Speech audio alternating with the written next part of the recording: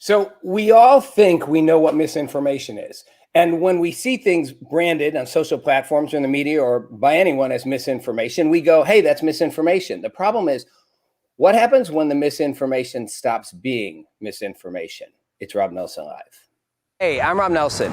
I used to host a show on Fox, and now I do a digital live stream called That Rob Nelson Live. And my whole mission is to figure out how in this time of division we can find common ground. Speech, and they're not allowed to do that anymore. I understand what it's up. They'll be focused on rebuilding California. Oh, it's so true. Come on. This is where this gets real. He says you're heading. I wouldn't want to be black and driving in a car. Right. Point there, right? Some of what's in this music, you can't sanitize it. Hey, everybody! Welcome to the show. Rob Nelson Live, coming at you from our virtual studios here in Los Angeles, and coming at you on whatever social platform, virtual, wherever you are, whatever platform you're on, YouTube, Facebook, Reddit, Twitch, TikTok. We hit them all, and as always, I throw stuff out there. You guys throw stuff back at me. I try to get to as many of your comments as I can, but if not, you guys have your own meta conversation anyway, which makes the whole thing fun for all of us. So thanks for being part of the show. As always, please remember, if you like this, to follow us at Rob Nelson Live and share it if you think it's really great. Keep the conversation going. I want to have a bigger and bigger and bigger conversation across America about the stuff we're not talking about. Excuse me. Like me coughing. No, I want to have a conversation about the stuff we're not really getting into, or the stuff, we're so divided. We take one side, the other side, and I'm all about finding a common ground, but also finding a place where, again, it's not like give up your views. It's not like agree with the other side, but at some point we can't just remain on two polar opposing sides. We'll get nowhere. It's not about compromising and giving away what's important to you. It's about having a dialogue so that we can find out what's important to all of us, what's true, what works, and may the best and truest voices win. Okay, so speaking of which, so I talked in the last show about the switch on COVID and COVID origins, right? And for a long time, the narrative has been that COVID came from a transmission in a market somewhere, rats to humans, the whole thing. And unfortunately for the world we live in, former President Trump made a big deal a year ago about saying COVID didn't come. COVID came from a lab, and he had his whole China virus thing, China virus, and he wound everything up and politicized it. And the other side, reacting to whatever Trump says negatively and almost to a point of not being able to think rationally, insisted that it didn't happen that way, that the virus did not come from a lab in Wuhan. It came from Wuhan, but it came from a transmission, from an animal transmission to a human transmission. And as we now know, they're starting to question that. And that questioning is happening at a wide scale. It's not just happening, it was a lot for the right, and people said it was conspiracy theories, and Facebook banned misinformation on that stuff. It was misinformation to say that. But now it's coming from the CDC itself, and yesterday from President Biden, who came out, or 2 days ago, came out right after I did my show. So clearly he listened to my show. And when I said they need to really make a bigger deal out of this, and called for the intelligence communities to have 90 days in which they must fully investigate the origins of COVID. And he wants answers. Now, will they get answers? Well, some. I mean, they're not going to get a ton of answers. They'll get answers. They'll find out where this came from. Will they get clarity? Who knows? China's been, lacking in transparency from the very beginning. Monkey arms. I'm gonna disengage from what I was saying. Yes, half of Republicans believe Donald Trump is the actual president of the United States. I saw that myself. I was stunned. I was shocked. Monkey arms. I'll try to come back to that point later, because I think it is scary how much, once we've decided what we think is true, we stick to it. And I'm going to say this is on both sides, but to your point, Monkey Arms, 100%. I was stunned when I saw that half of Republicans think Donald Trump is actually legitimately the president. It just literally shocked my mind that, and I would argue that is misinformation. And the whole point of what I'm going to get into today is how damaging our campaigns around misinformation are. So I'm starting with the COVID origins, because I think it's relevant. Biden calls for investigation. Now, days before he does this, Jen Psaki, the press secretary, is actually out there being asked questions about this and says, we believe it's best to let the international community conduct these investigations. That's what we believe as an administration. And sidebar, if you guys notice when Jen Psaki says things, she'll sometimes, when she's challenged, she'll say, no, the president believes that and we do too. It's the only time in modern history I've seen like people working for the president go, no, we buy it too. Maybe that's a Trump after effect. I don't know. But it's like, well, actually, it doesn't really matter if you buy it. No offense. You're the press secretary. Like, you speak for the president, not for yourself, but separate sidebar. In any case, a day later, broadsiding his own team, Biden says, no, the international community can't continue to investigate this. I want our intelligence communities, directs the head of national intelligence, the DNI, to go out and get me answers in 90 days. Clearly, the White House is very well aware that the increasing evidence is that this was not an animal to human transmission, but a virus created in a lab, and they want to get answers on that. And everybody's on board that now. Here, I want to show you a little video of on Chris Cuomo with Dr. Sanjay Gupta. And Gupta, it starts out, Gupta shows us former CDC director Robert Redfield talking, not in the last few days, like probably it's like a month ago or a month and a half, talking about believing the origins of the virus are not from an animal to a human transmission. And I want you to listen to Sanjay Gupta's explanation response after that. Crafty, can we play that vid? I do not believe this somehow came from a bat to a human.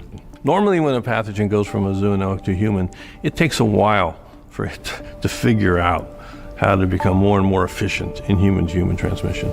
I just don't think this makes biological sense. Basically what he's saying is that at the point of the jump, the virus sort of sputters along for a while. It's got to figure out humans. This thing came screaming out of the gates at 90 miles an hour, and that's why Redfield and a lot of others believe that was because it was already being exposed to human cells in a lab. Okay, first of all, you can tell whenever Chris Cuomo's annoyed at what he's hearing, he does that thing where he blinks his eyes and says, right? Because for a year, CNN ran on the message that this was right-wing conspiracy propaganda. It's possible that it came from a lab, but far more likely, and they quoted scientists, and tons of scientists came out, prominent, respected scientists, as I pointed out before, Dr. Fauci. This was not, it's not possible, it's impossible, it's highly unlikely it came from a lab. It's far more likely, because of the way it transmits, that it came from an animal to a human. Well, here you hear Dr. Redfield saying the way it transmits doesn't make sense that it would come from an animal to a human. And you hear Dr. Sanjay Gupta saying, you know, this thing came out like a rocket shot through things, and that wouldn't make sense. If it was transferring from one species to another, it would take time. The fact that it moves so fast and so infected so quickly and efficiently suggests it was man-made and was already could easily identify with a human. So my point of this is, how did they just figure that out? They knew this thing was moving at the speed of a rocket ship. They were talking about it the whole time, how fast it moved, how fast it transmitted. You know, Dr. Fauci, a month and a half ago, saying it doesn't make sense that it went from it wasn't, you know, makes sense the way it moves, that it went from an animal to a human. A month later going, it doesn't make sense. What? Did you just get your degrees? Of course it didn't make sense. It didn't make sense that it went from an animal to a human. 6 months ago, they could have figured that out. And I mean this, they did figure it out if they wanted to. It was apparent, very apparent. Why did they stick? Why did they double down on it? Why? How could Fauci go from saying literally a month ago, doesn't make sense the way it transfers, to going, oh, completely makes sense the way it transfers. It must be from a human-made virus.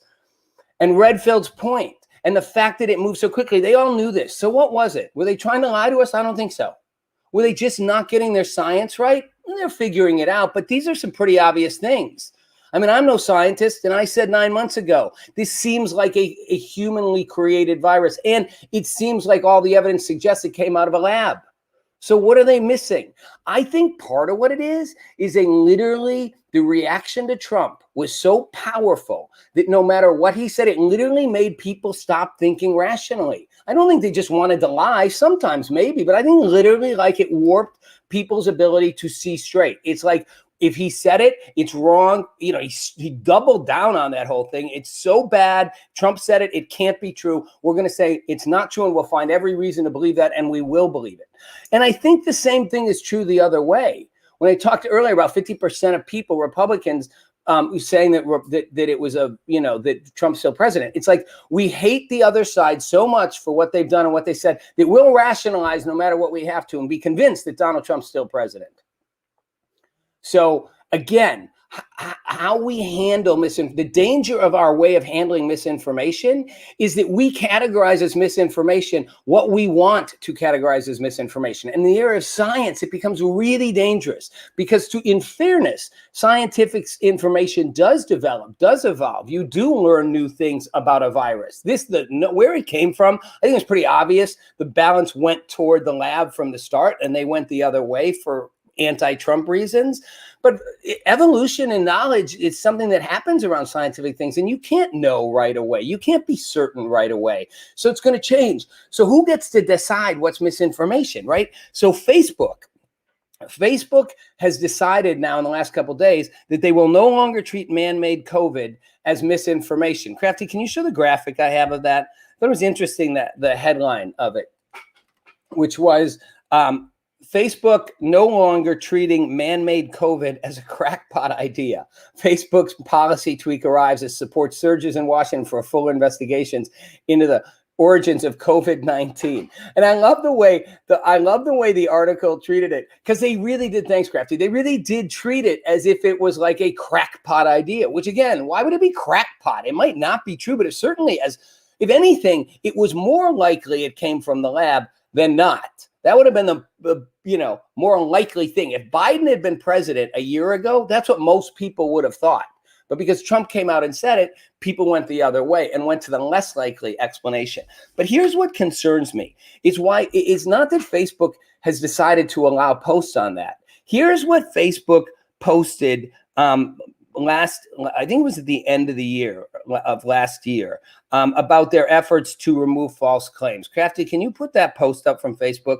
Today, this is a number of months back. We're expanding our efforts to remove false claims on Facebook and Instagram about COVID, vaccines in general. Since December, I guess this was in early this year, we've removed false claims that have been debunked by public health experts. Today, following our consultations with leading health organizations, including the WHO, we're expanding a list of claims. And the first one is COVID-19 is man-made or manufactured.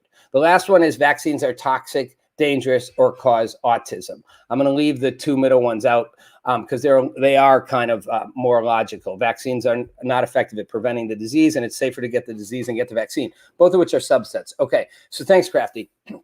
So again, this is Facebook saying we've expanded the list of things after consulting with medical experts and the WHO, who the WHO was totally in bed with China on this thing. It's been very clear they've kind of been taking leadership from Central Command in China to say we will claim as misinformation things that say COVID-19 was created in a lab. Stop and think about that for 1 second. That's not like the others. It's not even going to get to the vaccine hesitancy one just yet. We are going to say, if you say COVID-19 was created in a lab, that's misinformation. How would you know that? How would you possibly know at this point for sure? Either way, I'm not saying for sure one way or the other. Reddit heard about why people get news on anything from Facebook. Other people have said that, but the sad truth is millions and millions and millions and millions of people. Facebook has become one of the major sources of news for people. And you can go, well, that's stupid on them, but that's the majority of the population. And my issue isn't just with Facebook. The issue isn't just with Facebook. It's with the idea of controlling how we control information as misinformation. For anyone to say it is a certainty 6 months ago, 10 months ago, even 4 months ago, this was not created in a lab. You couldn't know that. You could not know that. You could speculate that. Any more than you could say for certain it was. You could say it seems like it. But Facebook said that will be banned as misinformation. You cannot post that COVID was created in a lab. So now all of a sudden, Facebook has reversed that and said, we've changed our mind. We are going to allow those posts based on new scientific information to be posted on Facebook. We're going to allow that to happen now. This is the problem. You've now taken something that you deemed misinformation based on what? Based on what they said. We talked to leading scientists. Well, those leading scientists were wrong. And at the time, those leading scientists couldn't know that. Dr. Fauci was sure it came from an animal. Now he's sure it maybe didn't. Dr. Redfield's like, it actually makes a lot more sense that it didn't. An engineered virus in a lab would be far more likely to do what this virus did. People were saying that 9 months ago, and they were told that was misinformation. If you allow information, there are prior variations of coronavirus. Are those up for debate as man-made as well? I don't know about that analysis paralysis. That's a great question. I don't have an answer to that. The difference with this one, and look, all flus are typically some kind of a coronavirus. But the issue with this one was, just to not get too in the weeds, we know that China's Wuhan lab was doing work with viruses. We believe they were doing form of function testing, which is where they experiment with the drug to see how rapidly it can infect people. That's not to create a bioweapon. That's to create a better ability to figure out how the virus works, mutates, and manage it. And that it leaked. But that form of function research is highly controversial, which is why Dr. Fauci's gotten in debates in the Senate with Senator Rand Paul saying, hey, I didn't fund that. But we know money we did fund probably went toward that at some level. We know China was doing this form of function research. We know stuff was going on in this lab. We know and knew 10 months ago that workers in the lab got highly sick and were hospitalized. We know all kinds of information like this coming out of it. It was logical to guess it came from a lab. But my point isn't whether it did or didn't. That's a separate debate. My point is, for Facebook to say that would be, to merely state that would be misinformation, is dangerous. For us to say a class of information is inherently off limits, based on what? Even if you say based on a leading consensus of experts, which is what they said, what happens when that leading consensus of experts changes their mind? Now it suddenly becomes information. The whole point is you have to allow people to hear all sides of the thing and make their own decision.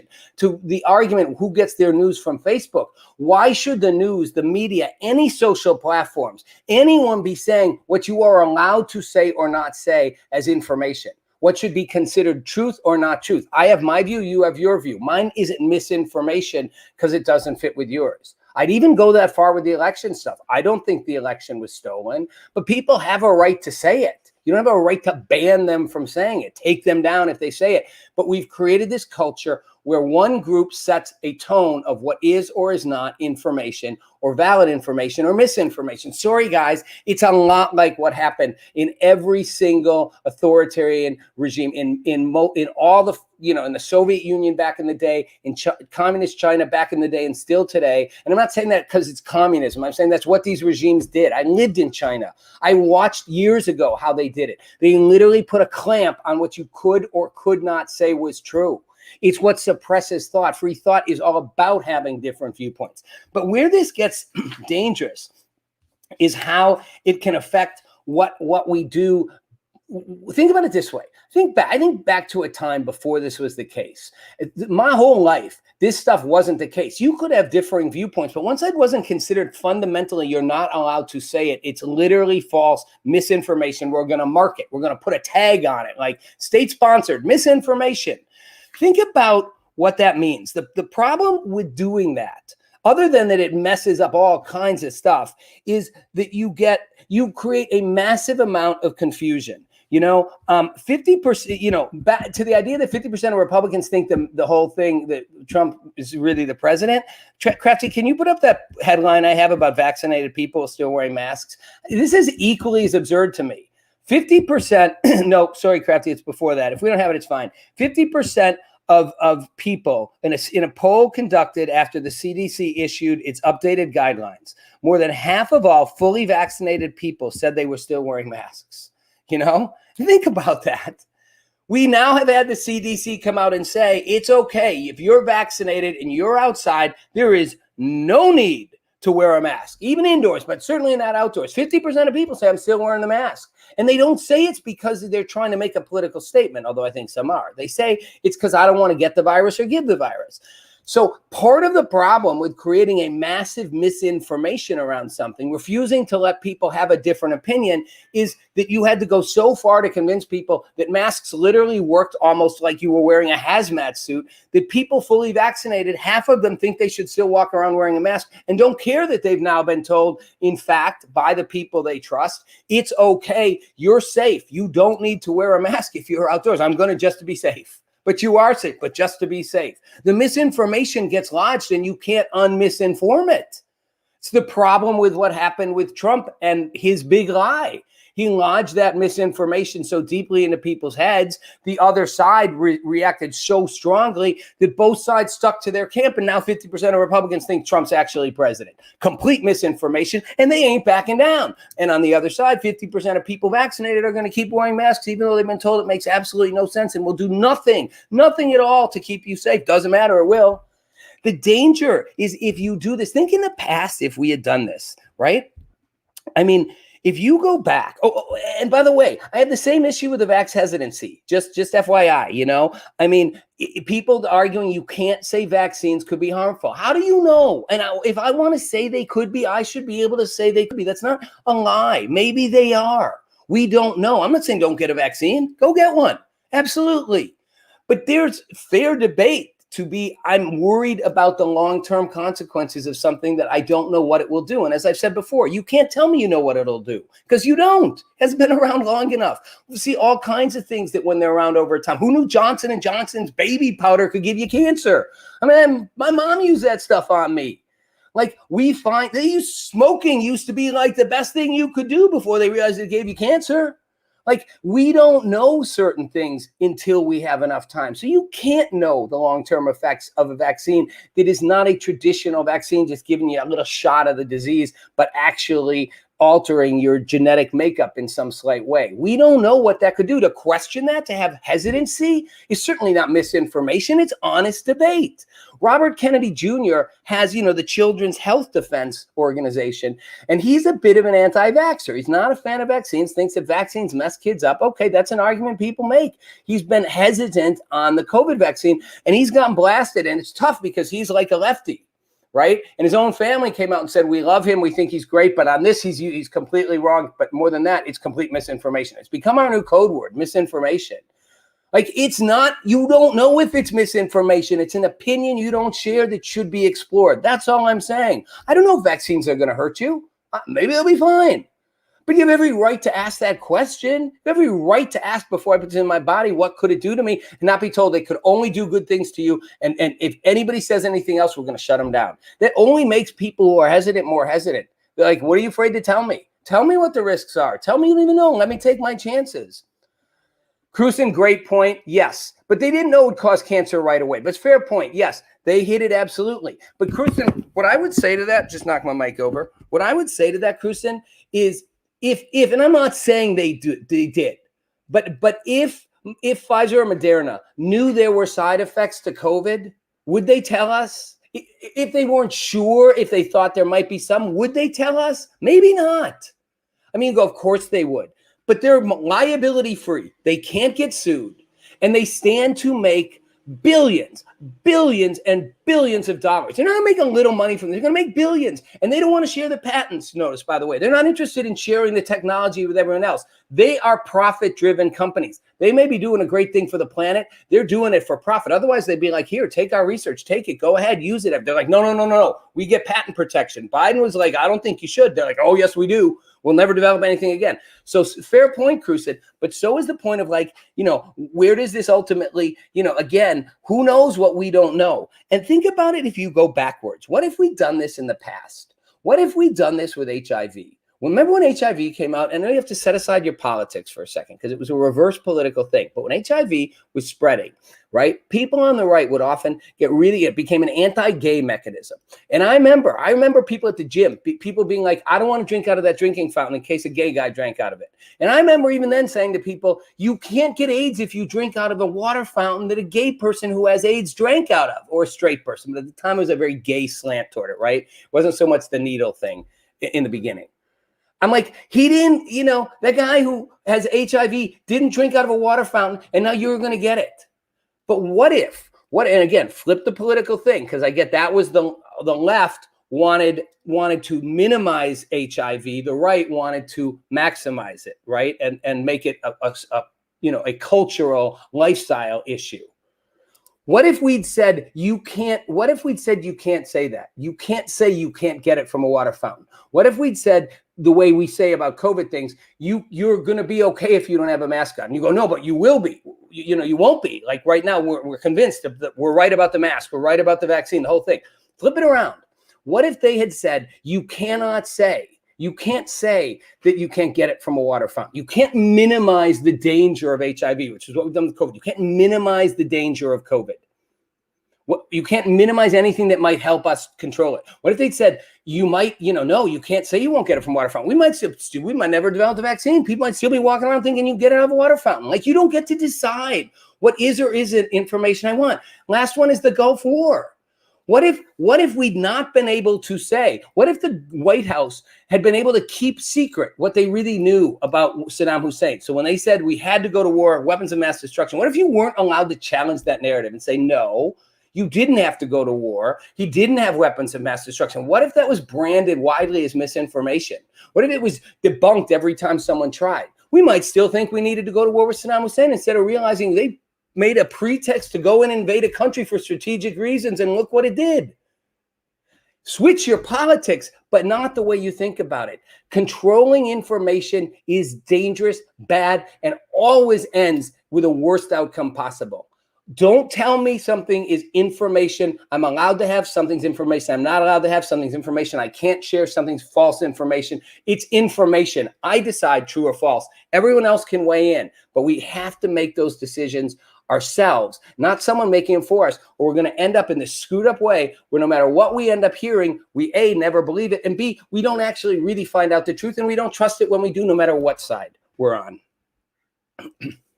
Shifting gears.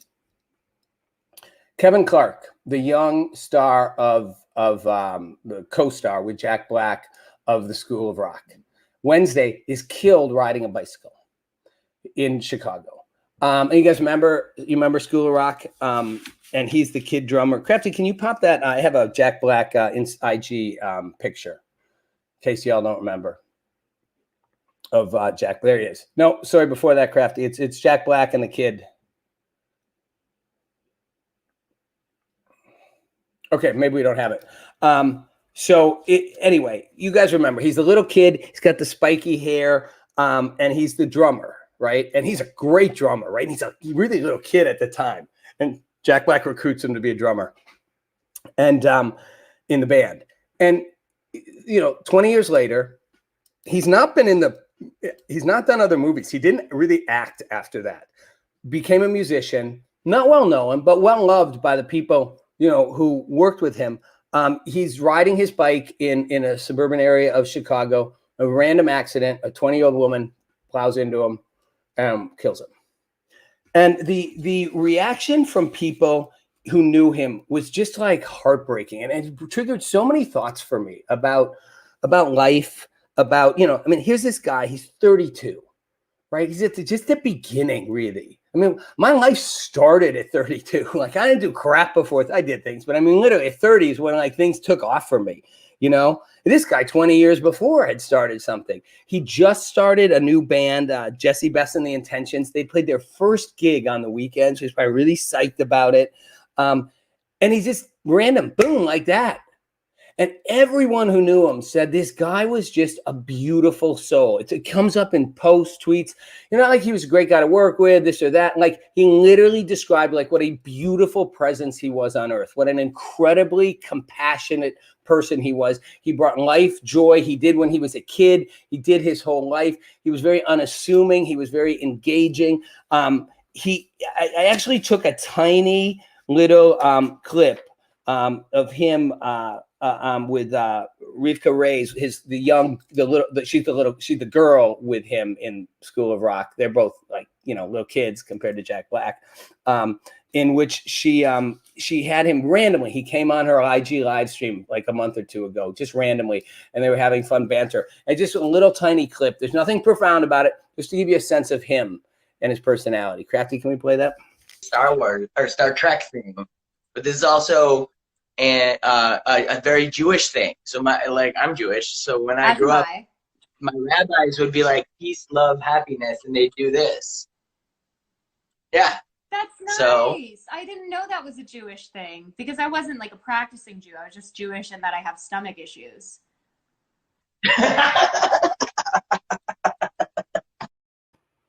She said he was like a big brother to her their whole lives, and you can just feel. I show that part because you can feel a person's energy through camera. Like you can see it, you can feel it. Like, you know, little bits of him actually remind me of certain qualities in my brother, who died by suicide a few years back. But, you know, he was just this, you know, from everything you read, just like a beautiful, beautiful, beautiful soul, like just a fantastic person. And maybe ask one question, which there is no answer for. Why does it seem like often, and it's not only, but often it's like the best people die young?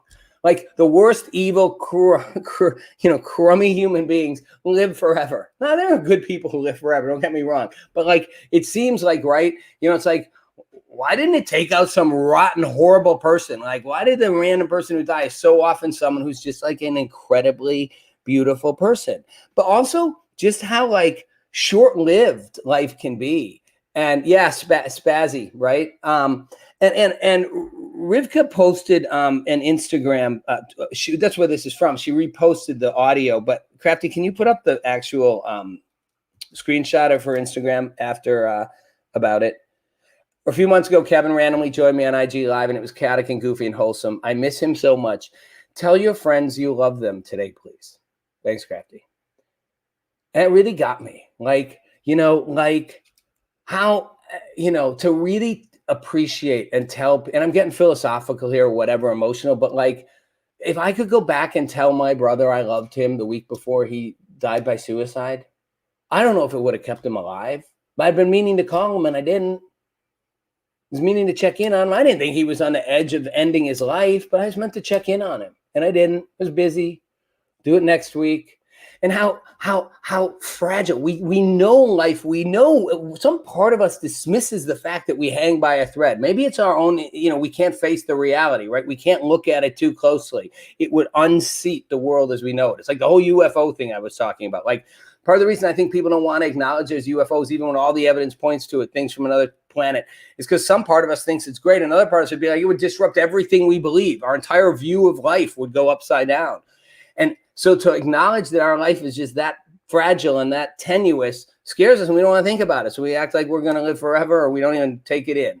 But it really touched me. And it also made me realize the fragile state that we are in as a society right now. When it comes, we've become so hostile, so angry, so divisive, so divided, so hateful that we literally, you know, we're stabbing people over masks. We're punching airline attendants for this. You know, we're screaming at each other in the streets. You know, road rage used to be the worst it could get. Now it's literally shootings. I'm not making this up. The shooting thing is off the charts. There was another mass shooting, you know, a day and a half ago in Northern California, in Santa Clarita County, in San Jose. 9 people killed, you know, by a coworker at the Valley Transportation Authority, which runs the light rail, subway, metro, that kind of stuff outside of San Jose. Samuel Cassidy, 57-year-old white dude, you know, been working there for 20 years. 20 years, and made me think he started working there like when School of Rock came out. His whole life has just been working at this Valley Transportation Authority and clearly hated his job. That's come out, you know. He went and targeted his coworkers. That 20 years, while Kevin Clark was, you know, gone from being a child star to just living a great life and making music and having friends, boom, he just sat stuck in a job, depressed, stuck in a job. And it's been very clear he felt stuck, hated, angry, the whole thing. He finally loses it and he goes and he targets people. He targeted people to kill. He didn't just shoot. He targeted people. Governor Newsom had this to say, and I'm going to show it to you for 2 reasons. Crafty, can you play the Newsom clip? In the United States of America, we're experiencing something just is not experienced anywhere else in the world. There's a sameness to this. And that numbness, I think, is something we're all feeling. All of us gathered here today, looking at this scene, listening to governors, mayors, chiefs, speaking similar tone and terms. expression of condolences, all the right emotions and perhaps the right words, but it begs the damn question, what the hell's going on in the United States of America? What the hell's wrong with us? Powerful ending. Did you notice in the middle of that, though, he talks about like, how we're numb or whatever. And he's like laughing and smiling. I'm going to play it again for you. Watch. I'm not a Newsom fan, but watch how he's got this odd smile and he kind of laughs. They're at a gathering for the fact that 10 people were just killed in a horrific mass shooting. And he's kind of awkwardly laughing. Play it one more time, Crafty. Watch the middle. I give him credit for the end. Watch the middle. In the United States of America, we're experiencing something just is not experienced anywhere else in the world. There's a sameness to this. And that numbness, I think, is something we're all feeling. All of us gathered here today, looking at this scene, listening to governors, mayors, chiefs, speaking similar tone and terms, expression of condolences, all the right emotions and perhaps the right words, but it begs the damn question, what the hell's going on in the United States of America? What the hell's wrong with us? Sorry, I think his emotions are all off. It's this like politician guy thing. I don't know. It just struck me as so weird. But he's right that inside he's recognizing something's wrong with us. Something's going on here. This is the second mass shooting in a week. 224 mass shootings this year. Mass shooting means 4 more people were killed or injured, right? A mass killing, they say 4 more people died. So that this was actually a mass killing and a mass shooting, but 4 more people shot or injured. 224 this year alone. We're only in the mid-May, end of May. 224 mass shootings? That's not counting all the non-mass shootings. I mean, literally something is happening. Something deranged, something off the charts that people, and therapists, psychologists, social analysts are saying, get ready for more. There's going to be more. Now that the pandemic's ending, workplace shootings weren't, the more and more, if you think about it, the more the shootings weren't in workplaces, except back in the day. Remember going the postal shootings? I remember that when I was really young. It happened once in a while. Oh, someone went off at the post office. Now it's like every other day. And the shootings, they're expecting more and more workplace shootings because they're like, people are coming back to work. They've had time to sit. They've been alone. They've thought about how much they hate their jobs. They've had time to plan it. And they're going to start shooting people. That's a little scary. It's not like a random thing. This is not me making up statistics. There's an epidemic of shootings, and they're getting more and more and more. And they're in bad communities. They're in good communities. They're in suburban communities, white communities, black communities. They're not all just white men. This was a white guy. They're white people, black people. They're mostly men. That I will say. There seems to be a difference between men and women when it comes to this. I don't care what, woke want to say about men and women. Biologically, we're all the same. There does seem to be a violence quotient that's higher in men than in women. Or rage quotient. I don't know what it is. Maybe they don't know how to process their emotions. It's a mental health epidemic. A mental health epidemic that is sweeping over us. And it's people living lives of quiet desperation. And all our gun talk in the world doesn't fix it. This guy used a high-capacity magazine to do what he did. High-capacity magazines have been banned in California since 2000. So unless he bought this high-capacity magazine 21 years ago, which is possible, he got it illegally. Again, I'm not saying we shouldn't restrict high-capacity magazines or guns. I'm saying laws aren't going to stop people from doing this. As Newsom said, look, we need to look at something that's going on here. And by the way, there was a shooting in England, in London last week, which is rare, right? And guns are completely banned there. I'm not making a case about guns. I'm making a case about violence. It's spreading, but in our country, it's spreading like a wildfire. Why? In 2016, Customs detained this guy on a trip back from the Philippines, and they said he had issues about his workplace. He had a lot of anger and hostility toward his workplace. Even that, now I'm not saying they should have done something about it, but I'm saying, it's been festering this guy forever. How many other Samuel Cassidys are out there festering and anger and a hatred, and we're doing nothing. We can argue all we want about the politics of have guns, don't have guns. We're doing nothing to address the underlying issue. And if you look and you watch the shootings, the violence, I look every day, I see a shooting here, a shooting there, 3 cops shot here, 3 people shot here, 2 people shot here, a party here, someone opened fire a couple weeks ago at a birthday party. It's like people just shooting people, literally just shooting people because they're angry. And they don't care. They don't value their lives or their own lives, because you don't go into a mass shooting thinking you're coming out okay. You either put the gun on yourself like this guy did, or they're going to shoot you. And if for some reason you're the random one who escapes and they don't end up gunning you down somewhere, you're going to go to prison for the rest of your life or get the death penalty. It's not like you do this it's a I don't give an F anymore about life. That level of desperation, that mental health issue is one we are so avoiding. We focus on the policies. Even around COVID, we focus on policies. We focus on behavioral policies. Do this, don't do this. This works, this doesn't. Have a gun, don't have a gun. Wear a mask, don't wear a mask. Get a shot, don't get a shot. We don't focus on what's going on in people's heads and the damage we're doing. And we literally need an entirely new way to look at mental health. We got to flip the script. Mental health, the way we look at mental health has hardly shifted in decades. The approach to it, it's like alcoholism. Like it's been dealt with the same way forever. Like we got a whole new chapter going on here, and we are not prepared to deal with it. And will it take it happening? It's like you don't expect someone to die who's your friend. You don't expect to die. And someone dies who's close to you, like everyone in New Chemical, and you're shocked, and you take a minute and go value life, hug your friends, and tell people you love them. And then a week later, you go back to what you're doing. Does it take a shooting in your neighborhood? Does it take literally a shooting where someone died? Does it take it happening in your backyard before you go, we got to look at it differently? And again, fine, look at the gun debate, but the gun debate isn't the answer. It's not going to solve it. It's not going to fix the dilemma in poor urban communities. And it's not going to fix the dilemma with guys like, it's not going to fix the dilemma with guys like Samuel Cassidy, angry on their job for 20 years, have a high capacity weapon, go in and target people and take out 9 people. And yes, monkey arms, cops are shooting lots of folks too. But again, the violence epidemic, and I've never defended the amount of shootings that go on from cops. I don't think it's all racial by any means, but they shoot. They're too trigger happy. But at this point, cops are only going to be more trigger happy because they think everybody else is trigger happy. And you want to go home for dinner.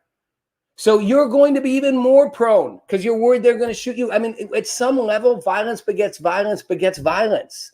And it's a mental, people dismiss it and say it's a mental health issue. It's not a mental health issue. Like that became a conservative talking point. It's not a mental health, it's a gun issue. It's both, but B, it's a mental health issue.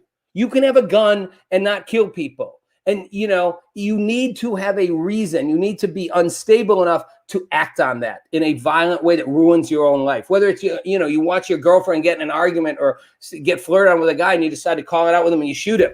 Like you ruined your life. You killed him, ruined your life. You're all screwed. Mental health is that, and again, maybe because conservatives started it, so people on the left want to say it's not a mental health issue. It's a mental health issue. It may be also involving a lot of other things, but we have a mental health epidemic in this country that we have only begun to uncover. How many more shootings will it take? Literally, we've now had 2 mass shootings this week. Would 5 a week be enough? Would 7 a week be enough? What about 14? We had 14 mass shootings a week. What will be enough? And not to just go, see, let's ban guns. High capacity magazines are banned in California. The guy had one. Every inner city shooting, the guns are illegal. Chicago has more shootings than anywhere. Guns are illegal. When are we going to deal with a mental health issue? And as I end on that, I got a question for you. Are we living with destiny or choice? Or is it fate, or do we determine what happens to us? If it's destiny, if it's fate, then it doesn't matter. Your time's up, you're going to die. People always say that their time was up. Again, they're not following the science. We don't follow the science all the time. We don't follow the science, as I've said, with a lot of things, especially when it comes to this stuff. But is it destiny, or is it something we determine? If it's all destiny, then I guess it doesn't matter what we do. But if we do determine to some extent, and maybe it's both again, maybe some things are predetermined. Maybe aliens really are out there. Maybe they're running things for us. Maybe we're in a matrix, a simulation. Anything's possible. Maybe we're in an alternate universe. None of this is just actually craziness. But what I do know is at some level every day, we do have a sense of self-determination, and we believe we have it, if nothing else. So how we choose to act today, tomorrow, the next day, to our neighbors, to our friends, to the people we absolutely, utterly disagree with, to the people we can't stand, and to the people that we see as less than us or more than us. How we act to those we agree with, those we love, and those we adamantly oppose absolutely will determine our collective future, and whether it's a good one or a bad one. Thanks for watching. Something to think about.